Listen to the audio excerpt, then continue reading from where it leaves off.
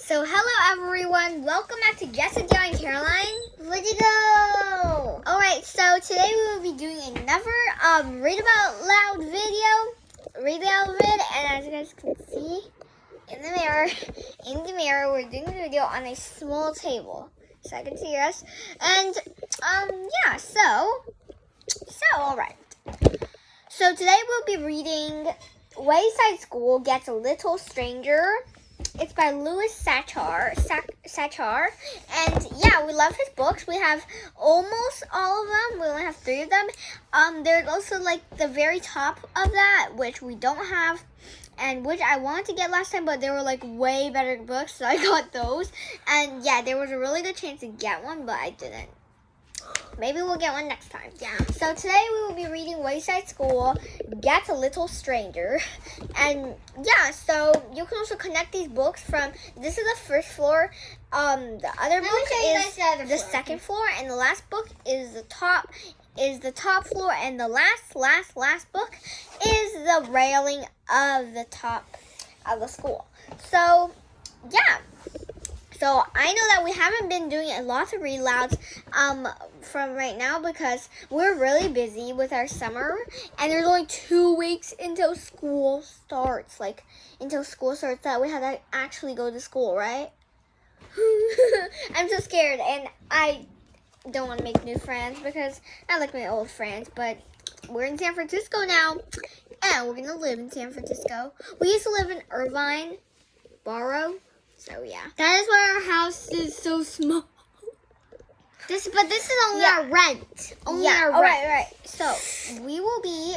So here's the back. You guys can pause the video to read it, and it says, "Come visit Wayside School." It's backwards for me, but I know exactly what it says because I read this book like for a lot of time already. How much so time? We will start reading like 4 chapters or something, and then we're gonna stop and then do the next one next time. So in all, there's 30 chapters or so. So let's go. So yeah, and there's also pictures, and Carolyn will be reacting to the story. How you read? Yeah. So as you can see, we have this one, and we have this one, and this one. And there's another one that Louis Sachar actually made recently. Yeah, so that one wasn't included because I don't know, it was too recent. So yeah, let's just get started, alright? So we're gonna start here. I think it's Prologue. So yeah. Show them the pictures. Alright. All the kids in Mrs. Jewell's class brought a pet to school. The room was very noisy. Dogs barked, cats meowed, a frog croaked, a pig squealed, a cow mooed, birds tweeted. Mrs. Jewell held up 2 fingers. All the animals became quiet. So I guess all the animals love Mrs. Jewell. Well, if you don't know who Mrs. Jewell is, I'm not going to spoil it because everyone knows she's really pretty. Actually, I am going to spoil it because she's right here. She has a little baby. Oh, she's so cute. Yeah. The end of the story is also very heartwarming. I'm not going to spoil anything because I don't want to be a spoiler. Why is it heartwarming? Because it's really good, and you haven't read the book yet, so we're just going to do it. Okay, now we're goodbye. Stephen doesn't have a pet, so he brought an orange. He kept it in a cage on his desk so it couldn't escape. Okay, so Stephen thinks that the orange is his pet so that he keeps it in a cage. Oranges don't move. They're things, not nouns.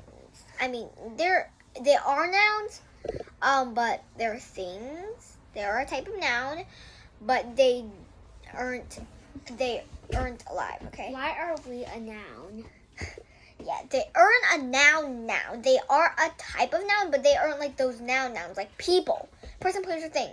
Orange, it is a noun. Well, that just doesn't make sense. It's a thing. Yeah. There are lots of things in the world. All right. Todd brought Ralphie, his baby brother. Todd? Said Mrs. Jewell. Todd barked. What the? He's not a dog. Those kids are weird. You cannot have a pet human, said Mrs. Jewell. He doesn't bite, Todd assured her. Right, that's the prologue, and let's get started with the story. So here's the picture. You guys can pause the video to look at it. But I'm sure you guys already looked at it at the front because it's literally exactly the same. So it's illustrated by Tim Heights. To Carl Heights. to Carla and share with love. All right, so. Okay, can we just start this book already? I know. So yeah, here are the content. You guys can go ahead and pause the video to read them. All right. You can also skip if you think we're too slow. I'm just waiting for like a good speed so that all of you guys can listen so that you don't have to turn on the captions. So chapter 1, explanation. There's no pictures. I'm just going to show you. You can pause the video. What the heck? Right, so it says, chapter 1, explanation. For 243 days, a lonely sign hung on the front of the old school building. So it says, Wayside School closed for repair. Oh, I know who he is. Yeah, but don't tell. In the window. On some days, a child will come, look at the sign, then sadly walk away. Or else, a child would come, look at the sign, stand on her head, then sadly walk away. So it looks like that the school is closed now and then nobody comes to it again. And I think, well, if the school is closed now, all the kids that are attending the school had to stop the school year and go to another school, right? They must have been sent to other schools by their parents. Well, I'm not spoiling, I'm just guessing. I actually know the answer, but I'm just guessing. Alright? I would have guessed if I hadn't read the book too. Lewis watched. Okay, so also this is what Carolyn was about to tell you about. So Lewis, this person, he is the same name as the author. So Lewis, his last name is also called Satchar. Well, there's no people in the world that has the same name, so he just made a character that is him. So he is in the story. So if you don't get it, you can He's the rewind. janitor. Yeah, you can remind he is the cleaner and the janitor of the school, and he loves kids. Which the author, the real Lewis Satchar, the author of the book, probably loves kids too. So there's a picture of him at the end. That's exactly what he looks like. Let me see what he looks You can like. pause the video to look. You can also read that. Read it. See? Okay, he's a little bald. I know. It was his job to repair the school. All of him on his own? That's hard. Yeah. Lewis used to be the yard teacher at Wayside School. He passed out the balls and played with the kids at recess and lunch. When the school closed, the children were sent to other schools. Horrible schools. No two kids were sent to the same school. Lewis was afraid. He'd cry if he talked to them. But he worked hard. For 242 days, he pushed and pulled, shoveled and mopped. He never left the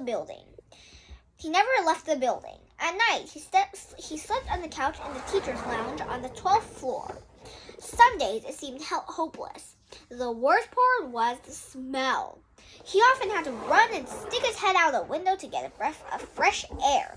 But whenever he felt like quitting, he thought about those poor kids stuck in those horrible schools, and he just worked harder. And at last, 243 days later, the school was ready to open. Well, almost ready. There was just one little problem. Suddenly, from somewhere inside the building, or maybe just inside his head, Lewis heard a loud moo. He put his hands over his ears and said, I don't hear it, until the mooing stopped. He had scrubbed and polished in every inch of Wayside School. There were no cows anywhere. He heard something go moo, or at least he thought he did. He took the sign off the door, but before you enter, you should know something about Wayside School. Wayside School is a 30-story building with one room on each floor, except there is no 19th floor. Mrs. Jules teaches the class on the 30th floor. What the? So, Miss Zarvis teaches the class on the 19th story. There is no Miss Zarvis. Understand? Good. Explain to me. So, I can explain. So, since, remember the book said, this is really confusing, right? The author of this made it very confusing right now, but I hope you guys know what it means. I'm going to explain it very clearly and as much as I can. So, it means the school doesn't have a 19th floor, which is really weird, and it's already really confusing. And so, there was a teacher called Mrs. Zarvis, which isn't even a character. She teaches on the 19th floor, but the 19th floor isn't there, so there's no Mrs. Jarvis. And I don't know why the author Louis Sachar made Mrs. Jarvis. I don't know. Nobody would actually know. So that's a little weird. It's really confusing to me at first when I read the book. I was like, what the heck? Or maybe it's imaginary.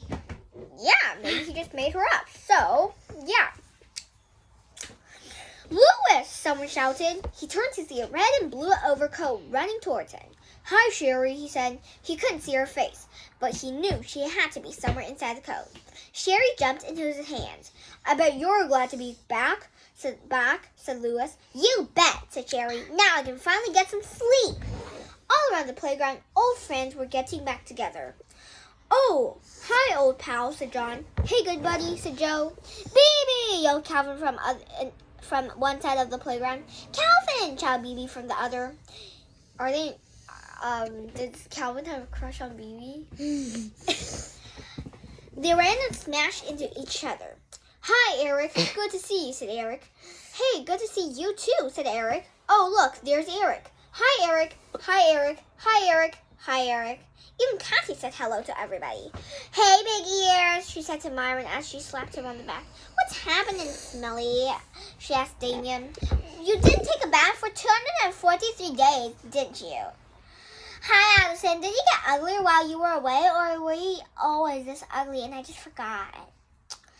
That's a nice sweater, Kathy, said Allison, who always tried to say something nice.